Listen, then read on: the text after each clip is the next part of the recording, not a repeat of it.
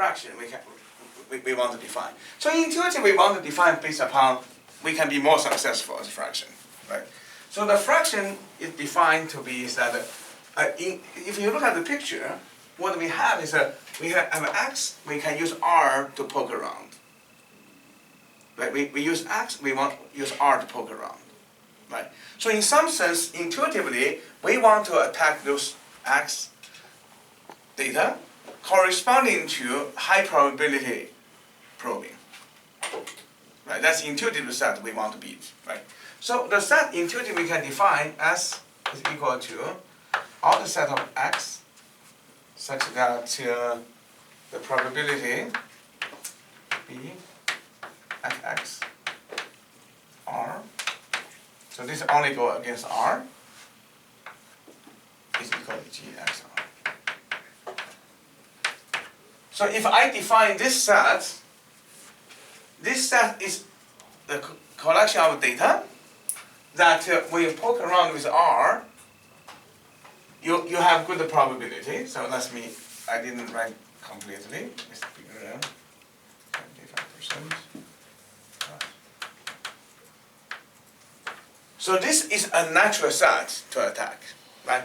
The set of x that when you randomize test on R, this student will score better than 75%, right? Because in old time we said that if I test a student on random x and random R, the student will score 75% plus. And here intuitively there's a subset of data that is probably most vulnerable to our attack.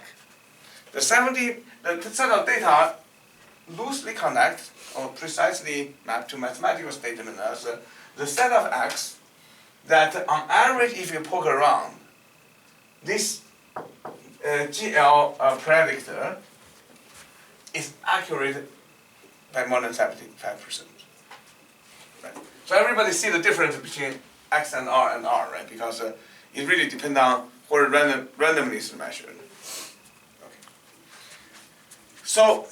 So Goldreich 11's main statement intuitively is the following. First of all,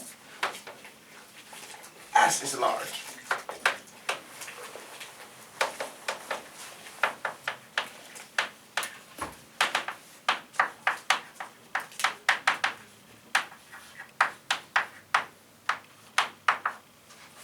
So that's the first statement in proof. I don't understand why S is not all X. Okay, because one-way function didn't define that way, so you don't need to beat all x. One-way function is defined to be, I have this function that you need to evaluate. If you choose a random image, my chance to guess it correctly is small. Which means that the probability I can guess correctly, the set of data I can guess correctly, is close to 1, close to the whole thing. That's called one-way function. So which means it didn't, so technically you can't require for everyone, because that is a different definition of one-way function. A different definition of one-way function is that, because when we talk about one-way function inverting, we didn't talk about randomizing inverting it.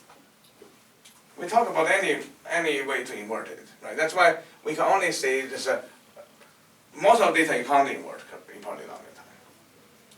Okay? You can't, but you can have against randomized algorithm, you can say, for every data, there's no randomized polynomial time algorithm can invert it correctly in polynomial. That's a much stronger one-way function, right? So such concept clearly can be defined. Agree? You can always define this definition against polynomial time randomized algorithm. But this is not pointwise one-way, yes. Right? It's basically say for this function, largely is one way. Namely, if you choose a random data, you encrypt it, encode it, you can't get the data back. Right. So that's why when you, on the flip side, try to prove something is not a one way, your job is to identify a larger fraction of data you can beat, or polynomial fraction of data you can beat. Right? And this is the polynomial fraction of data we want to establish. Okay? The set of S actually you can poke correctly. So you can see, once if I can prove this polynomial fraction, essentially I'm done, right? Because I just made that argument there, right? That you can make that you can make a formula, right? If you look at here, if I have such x, if I use a random r to attack, then indeed more than 50% plus chance I will be correct on both accounts. Then I get them correctly.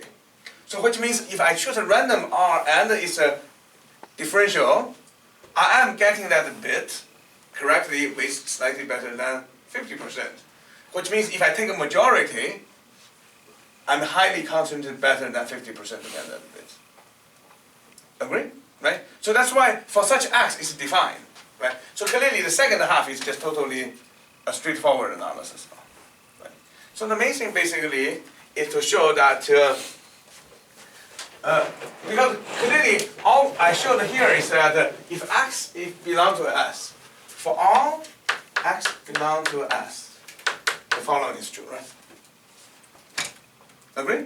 Because then my R is independent of x, I just take a random R. Right. So those are the vulnerable data to beat. And so the main job is just to show the vulnerable bits is data is too big. It's not small. That's why it's not a one-way function. Okay. So this actually is essentially quite straightforward analysis that S is large. So 2 we already done, right? For all x belong to S, right? We can decode with probability.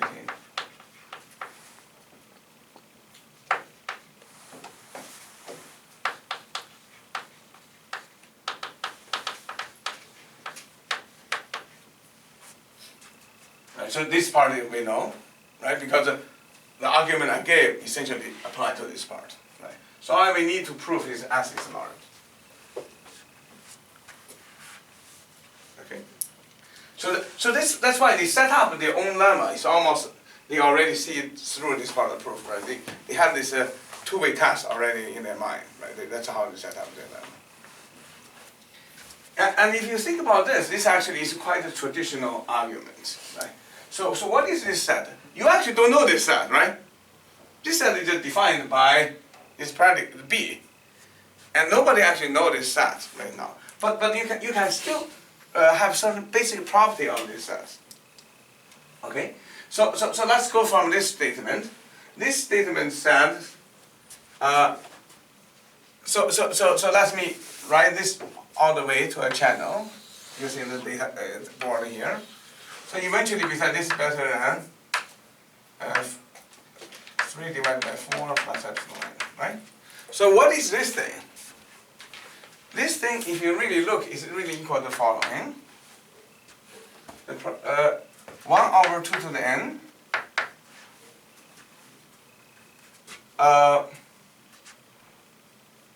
So you're asking for the probability x belongs to S.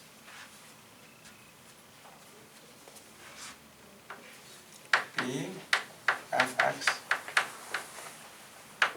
r is equal to G L x r. Right, so this is the first part, plus the second part is 2 to the n, probability x does not belong to S, then the probability B fx r to the G L x and r. Right. So currently this is just mathematical definition, right? What is the probability algorithm is correct to get this fit? Is that its probability is get correctly inside S and probability to get correct outside S. Right? So that's essentially is this junction right now. Is 75%.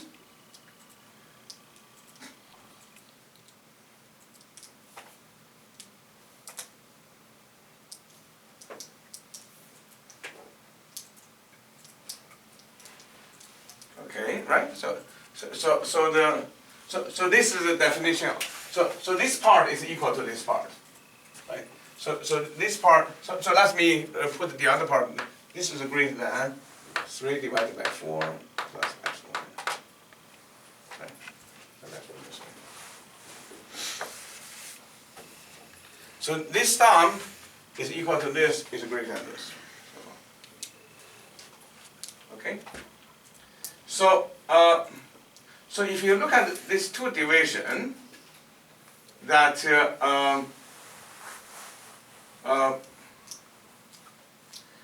so what is this probability?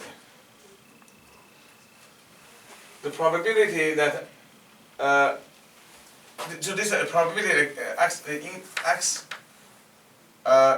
belongs.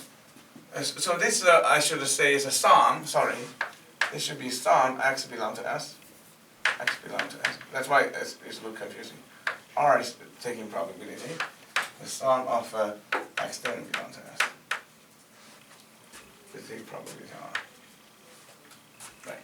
So that's how to write down, right? I think every item is showed up with probability 1 over 2 to the n. Is 2 power n or 2 power size of s? Huh? Is 2 power n or should it be 2 to the n. 2 power n? Huh? Why? Because in total you have n data, total n data. If you choose uniformly, everyone showed up with probability 1 over 2 to the n. And then basically you're asking what's the chance you're correct. Right? So you classify them into two classes. One is a class in S and one is a class not in S. Right? So that is just a formal definition of this statement, right? Because here we said we are talking about X is chosen uniformly and what R is chosen uniformly. Agree? Right, good, okay. So then basically if you look at this part, if you look at this part, what is the quantity of this? This probability. This should be less than 75% minus epsilon n. Right? Because I define S to be the one that everyone scored more than 75% by margin, which means that this guy should be less than this number for all of them. Agree? So all those entries are less than this number. Right. So if you focus on this entry, so this entry,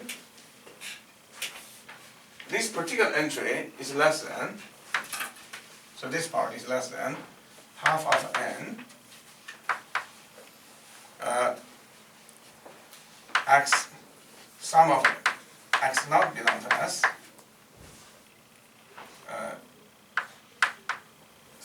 3/4 plus.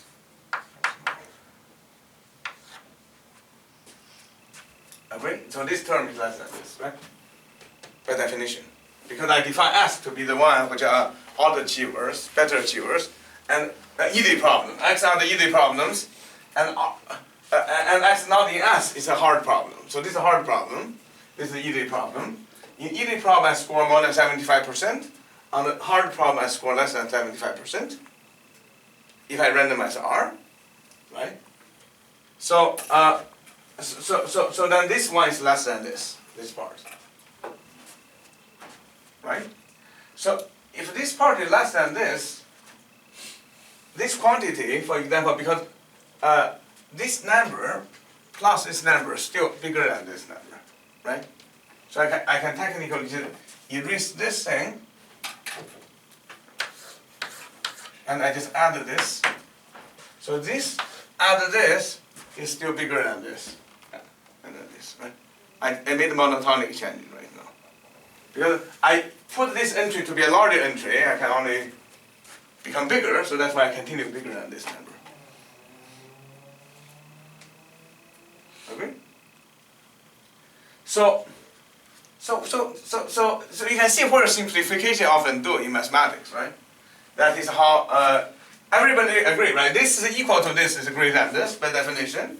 And I said this is less than this, which means that this add this is bigger than this now. Agree? So what is this number? If you look at it. So this is basically the one you can score better than 75%. Right? But if I replace to be 100%, it can only go up, right? The 100% is the most you can score, right? So which means this entry is also less than 1/2 and side of s. So this entry is less than 1/2 to n side of s, right? Because everybody here is less than 75%. No, more than 75%, but less than 100%. No more than 100%. So if I replace the whole thing by 100%, this will just be 1/n. Yes? And this is basically the other part, right? So what I'm establishing this here, let me write down. Essentially, I'm establishing this greater than 3 divided by 4n, 3 divided by 4 plus epsilon n is less than half n s plus half of n, 2 to the n, just 3 divided by 4 epsilon n times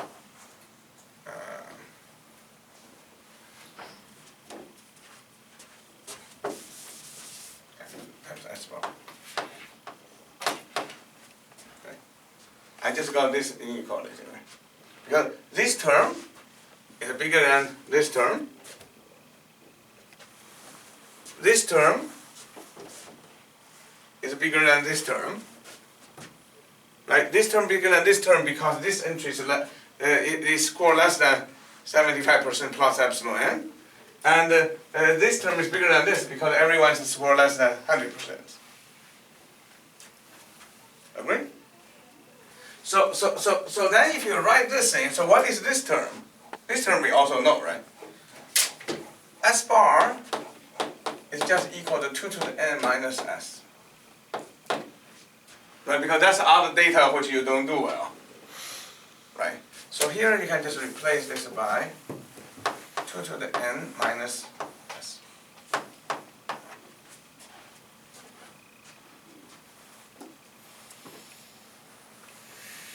Agree?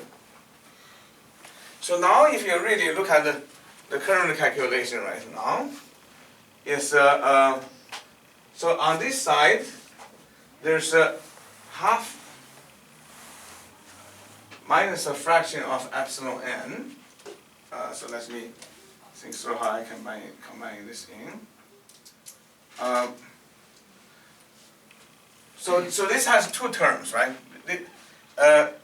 So technically, let me just even go aggressively. This term is S bar, so I can just use S bar. S bar is less than 2 to the n, right? This is clearly true. Right? So if I just replace this by 2 to the n, then this cancelled with this. And so let me see. There's one small mistake. You could have used it and simplified. I can't simplify this way, right? No, you could have used the S bar as 2 power n minus s. Yeah, I have to use that thing. Yeah. I have to use this thing. It would be much easier. But otherwise, I have nothing left. Yeah. I have to use this. There is 1 over 2 power n, by the way. Huh? No, after the plus, there is 1 over 2 power n. Right. So there's 2 to the n. I erase this. 1 over. Well, 2 to the n. Right. Right. So good. Okay. So initially I thought this is short proof, but it's not. So I have to keep this thing here. So if you look at it here, so when I multiply 2 to the n against this term, right, that will cancel this term out, right? So I can remove here, and I can make this equal to 0, right? Because that term is exactly this term. So now if you look at this side, I just have s and this thing. So let's see how big this term is. So this is less than half of the n. And so this is clearly commonly as half of the n. And inside here I have s, and I have 3, 4, epsilon n,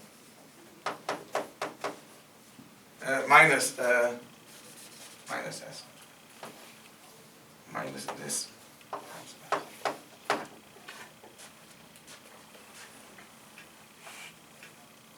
minus this times s, and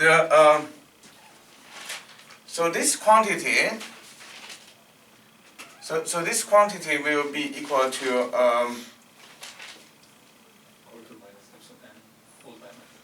I think this quantity is quite large. It will be 25% plus minus epsilon n. Right. So this quantity is so let's be. I think I made. I still make some mistake. Just a second. So this quantity is a quarter minus epsilon n times s.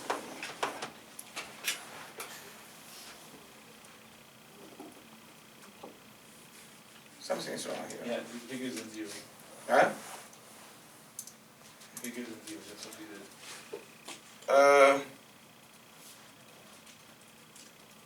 I think something wrong.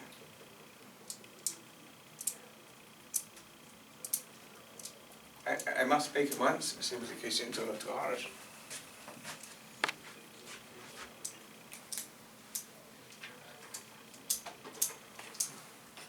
I made one simplification too far, probably.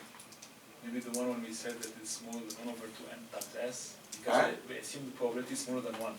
Yeah, this is smaller than 1. Yeah, that's very hard. That's the information. That any probability is smaller than 1. So let me see the. I have the cheat now. It was in my head yesterday, but so let's see.